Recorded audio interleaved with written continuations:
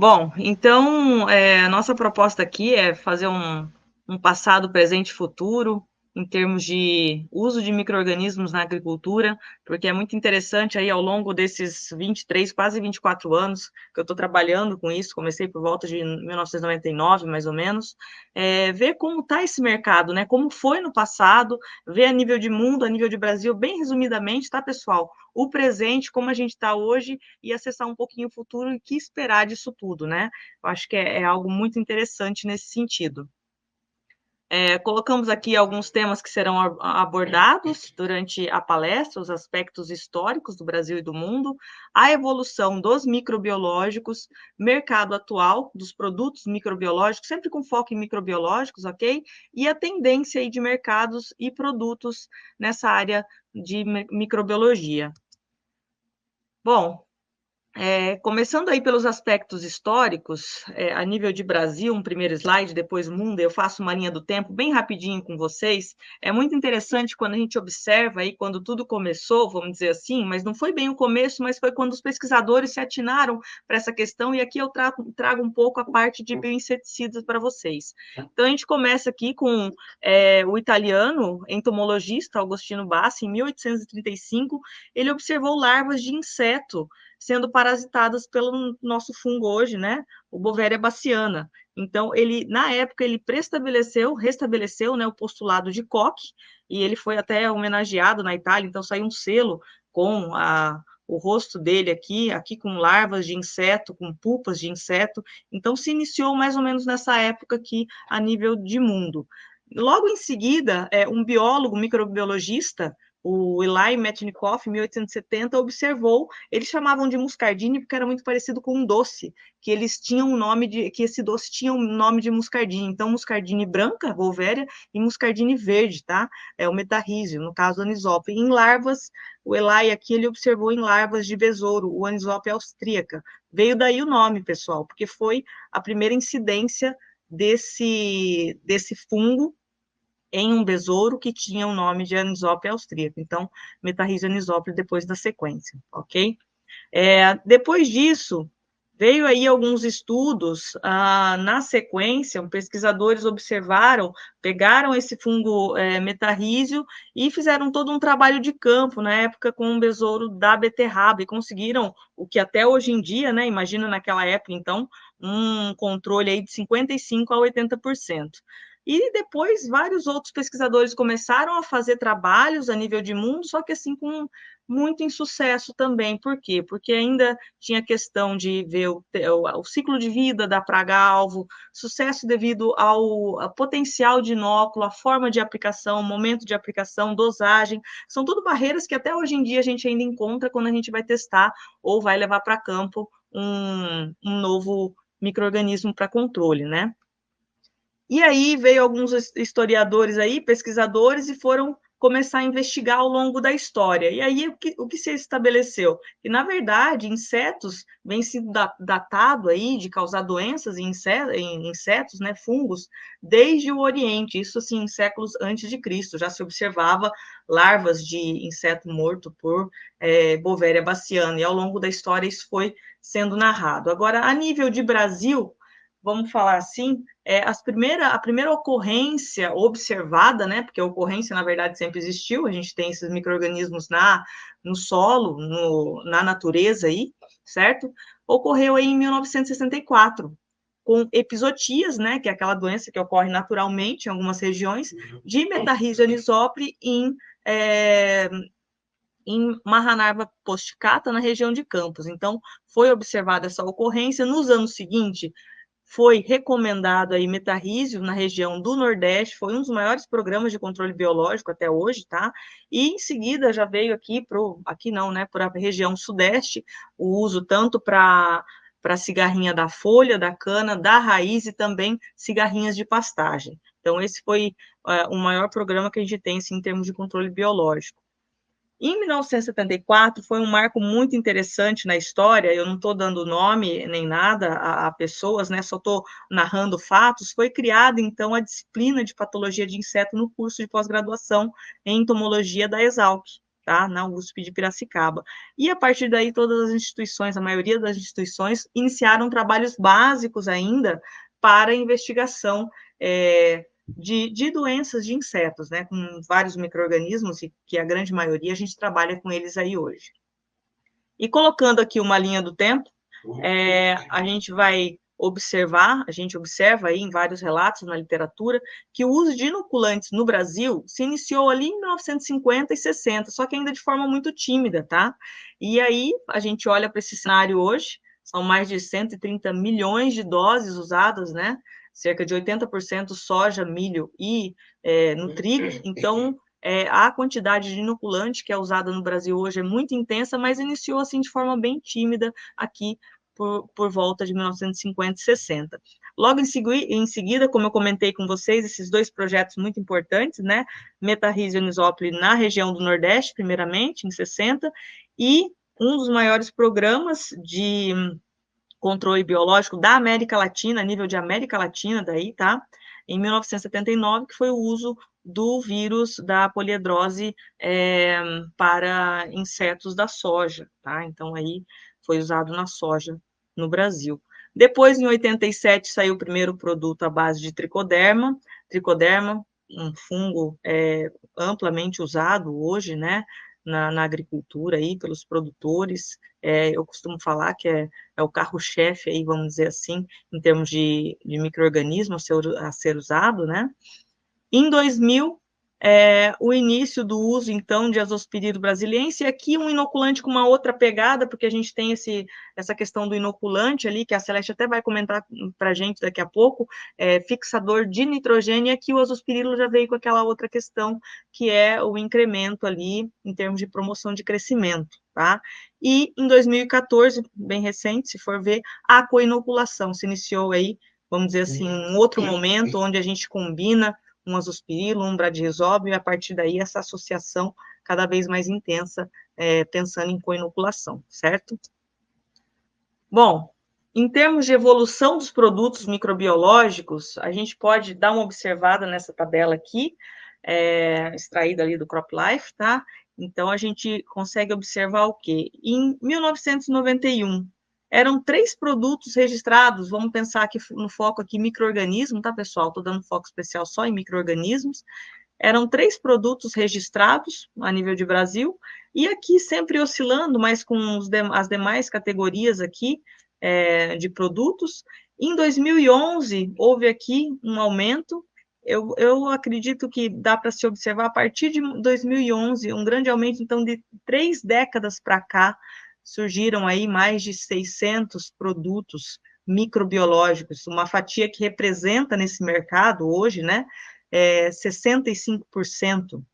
E aí a gente dá uma comparada em relação a inoculantes, tá? Não a nível de pedido de novas patentes, novos inoculantes, porque isso aí tem mais de 1.000 pedidos só na última década, né? Mas a nível de uso, então a gente vê aqui nas 4 últimas décadas que foram de 7 produtos para 37. Então, um panorama um pouco diferenciado aí, apesar de que agora o mercado vem crescendo de todos os lados cada vez mais, certo? Bom, em relação à evolução desses produtos biológicos, a gente tem, então, um grande marco que foi a descoberta no passado, toda essa conquista dos pesquisadores e historiadores, né, ao longo, e a gente vai ver aí muitas histórias interessantes sobre como foi descoberto, né, esses micro-organismos na agricultura, no controle de pragas, ou mesmo em termos de trazer benefícios para o solo, né, para a planta, os estudos e pesquisas que foram realizados daí, a partir daí, então, e o uso ainda tímido, né, desses micro-organismos na agricultura, isso a nível de passado. O presente, o que a gente vê hoje, cada vez mais a disseminação desse uso, principalmente de 2011 para cá. Eu digo que 2011 foi um marco, assim, em termos de crescimento até agora, e nos últimos 5 anos ainda mais intensificado. A credibilidade que está ocorrendo em relação ao uso desses micro-organismos, produtores de maneira geral, pessoas de maneira geral, assim, tendo consciência da importância e do uso, né, desses micro-organismos, e também iniciou-se aí uma onda da associação desses micro-organismos com outros micro-organismos também, e toda essa essa parte do benefício que eles trazem nessa associação, nesse uso sinérgico. E para o futuro? Eu costumo falar que é um presente indo para o futuro, aí são as novas associações. Eu acredito não, a nível de geral, assim, é algo que veio para ficar, essa associação, que traz vários benefícios.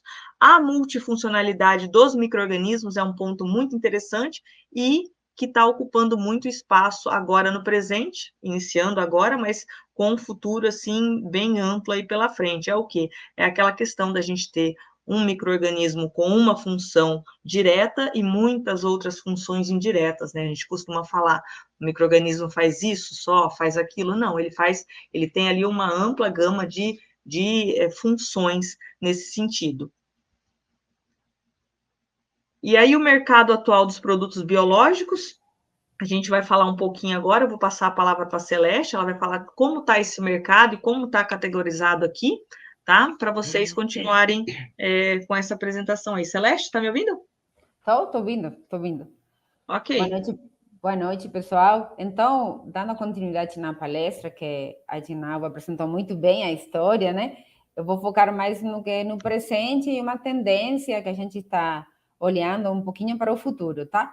Então, atualmente no mercado, a gente tem dois tipos de produtos, né?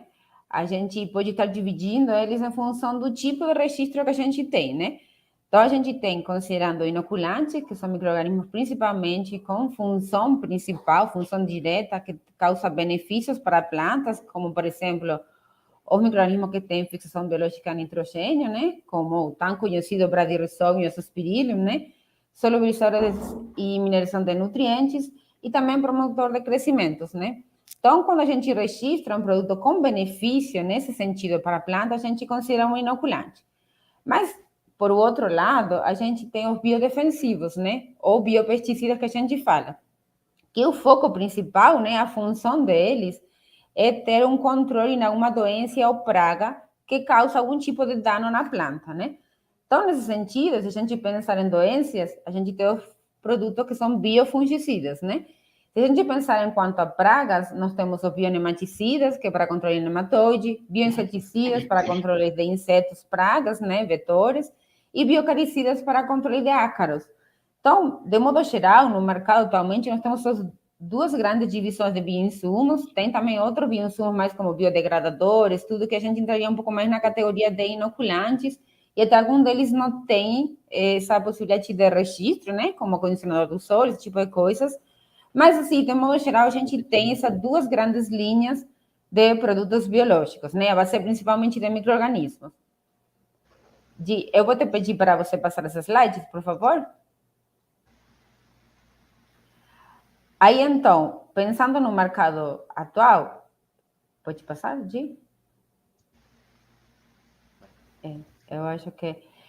Eu quis colocar só um estudo que saiu recente, né? De como que está essa classificação dos produtos e o crescimento, principalmente por categoria deles, né? Então, se a gente pensar nesses últimos anos, como comentou a Dinalva, né? Esse crescimento bem exponencial, né? A gente está vendo esse mercado biológico crescendo, né? E que todo mundo está sendo muito contente, né? Principalmente nós, né? Que estamos nessa área, eu adoro isso, eu acho que tem muito potencial. Mas na última safra, se a gente vê nessas duas colunas, a gente vê do lado direito, a gente tem principalmente em reais, né? O crescimento. E aí você consegue ver que a gente tem um incremento de um 35%, principalmente de bionematicidas, né?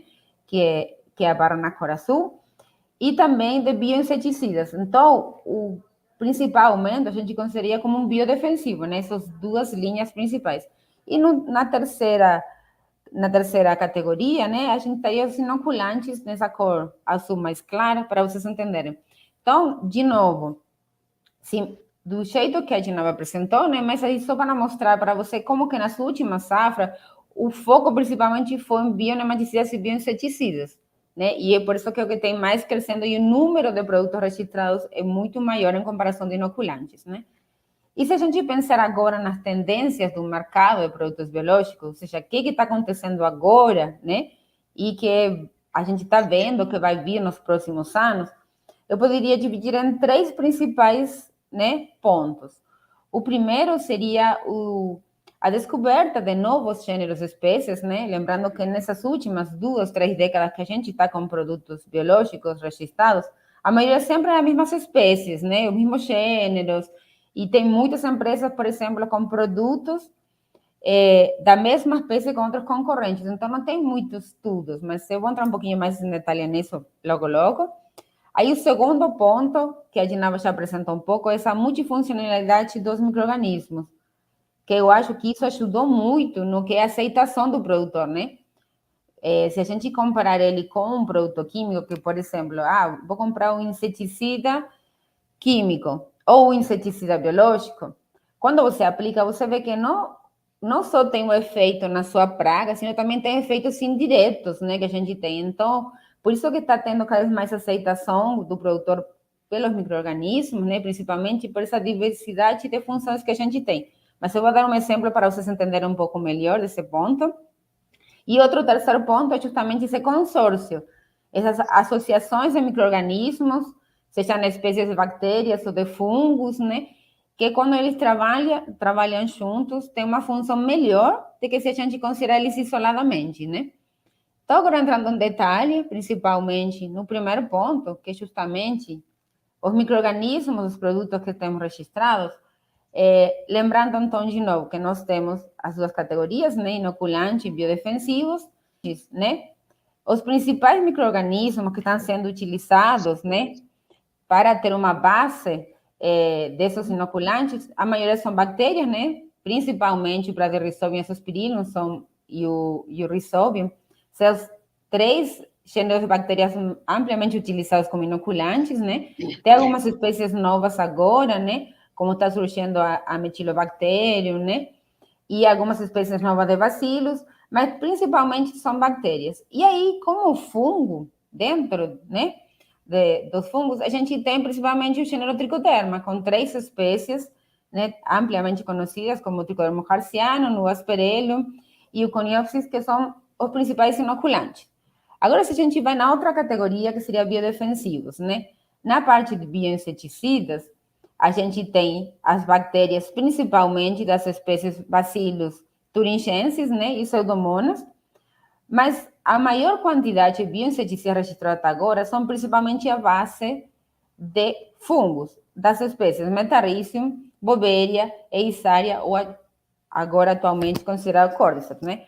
Que a Dinava já apresentou para vocês, que isso vem já há várias décadas sendo utilizado, principalmente a Boveria e o Metarrhizium. E tem também vírus, né? Baculovírus, principalmente para controle de lagartas, né? Agora, quando a gente pensar em nematicidas, ou seja, meu foco controlar nematóide, aí também a gente tem uma ampla diversidade de micro-organismos, mas principalmente em bactérias, a maioria do gênero Bacillus, né? Tem várias espécies de Bacillus com potencial nematicida. E do fungos, aí a gente já tem uns 3 gêneros diferentes de fungos, né? Onde temos o Purpuricillum lilacinum, ou antigamente chamado Pecilomyces lilacinus também, né? O Trichoderma harzianum e a Poconia. E aí, na terceira atividade, né, o terceiro produto, os biofungicidas, também nós temos bactérias, principalmente do gênero Bacillus, né, e os fungos, todos também à base do gênero Trichoderma. Então, se vocês conseguem ver, nessas últimas décadas, a gente está vendo um crescimento exponencial do número de produtos registrados, porém, as espécies siguen sendo as mesmas, as espécies e os gêneros, né? Então, eu acho que a gente precisa pensar que a gente tem que ter novas espécies, descoberta de novas espécies, né? Para a gente ter uma diversidade, uma exploração melhor da diversidade de micro-organismos que está na natureza. Agora, no outro ponto, que é a multifuncionalidade, né? Um exemplo que eu queria apresentar para vocês aqui, para vocês entenderem o que a gente fala, é, por exemplo, o bacilos. Como vocês viram na slide anterior, a maioria dos bacilos tem utilizados para produtos biodefensivos, como biofungicidas, bionematicidas, bioinseticidas, né, como vocês viram também, e inoculantes também. Então, a gente pensando em bacilos, vamos pensar que a gente está considerando que está sendo tratado por semente ou uma aplicação no surco. Qual que seria o efeito direto? A gente poderia pensar numa promoção de crescimento. Então, ele estando no solo, né, o efeito direto poderia ser essa solubilização de nutrientes, como a gente está vendo lá, né? E também essa estruturação da microbiota, né, que está lá associada na raiz. E isso gera também diretamente alguma produção de fito-hormônios, como auxinas, que isso leva a uma promoção de crescimento. Mas também a gente tem essas espécies de bacilos que são amplamente utilizadas para controle de nematóide e de doenças também. Então, é só para vocês mostrarem que se a gente pensar no gênero bacilos, ele tem múltiplas funções, né, para a gente desenvolver na agricultura. O principal é conseguir descobrir qual que é aquela espécie e a linhagem que faz o melhor efeito, né, o efeito direto. Mas a gente tem que lembrar que um dos benefícios que tem nossos micro-organismos é justamente essa multifuncionalidade, tá?